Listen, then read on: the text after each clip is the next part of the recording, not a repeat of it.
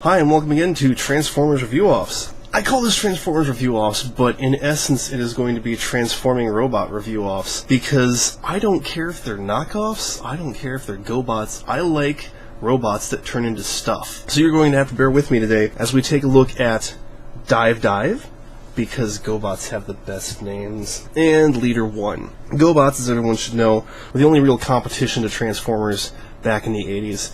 And they were vastly inferior. I have some Gobots, and with about one exception, they all suck. They suck horribly.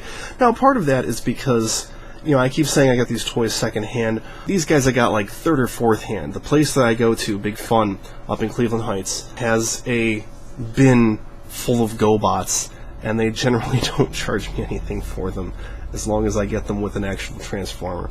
But this is Dive. He is, I think, a good guy. He has enormous pantaloons, and he has a very unfortunate dong that's supposed to have a wheel in it. He's loose as hell. You can see his one foot keeps flopping down there. His arms are both really loose.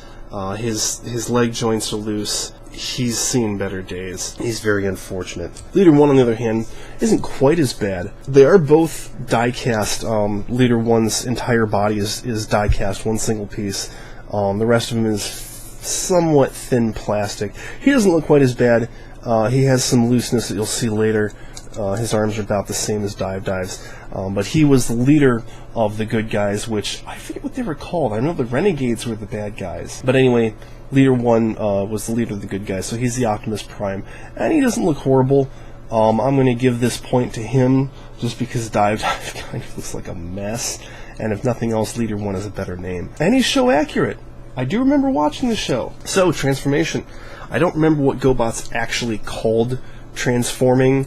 I don't think they could actually call it transformation because of, copyright issues and things like that. Dive is fairly straightforward. You have to make sure that his dong is in the right place, but his loose joints don't help with anything, and he doesn't peg together at all. Leader-1, on the other hand, interestingly enough, transforms the way he did in the show. I don't remember Dive ever being in the show. I don't care if he was, to be perfectly honest. Interestingly enough, I saw for lack of a better term, a deluxe class Leader-1 recently, and he transforms in exactly the same way, which was kind of surprising and kind of disappointing, honestly. So I'm actually kind of glad that I got the little one.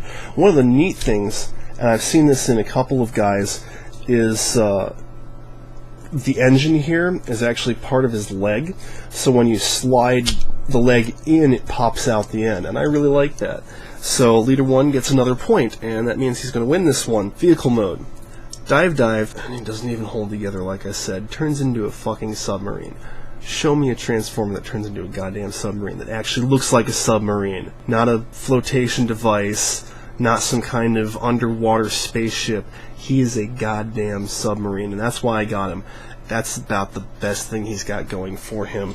Leader-1, on the other hand, you can see his one wing is pretty loose. He just turns into some kind of fighter jet. He's pretty boring and nondescript. Is very leader-ish. So Dive actually gets a point, and that's just because submarines are cooler than jet fighters. But Leader-1 wins this one. I will be reviewing some more Gobots in the future. Next video, actually. I'm going to be proving a point next time, so keep your eyes peeled.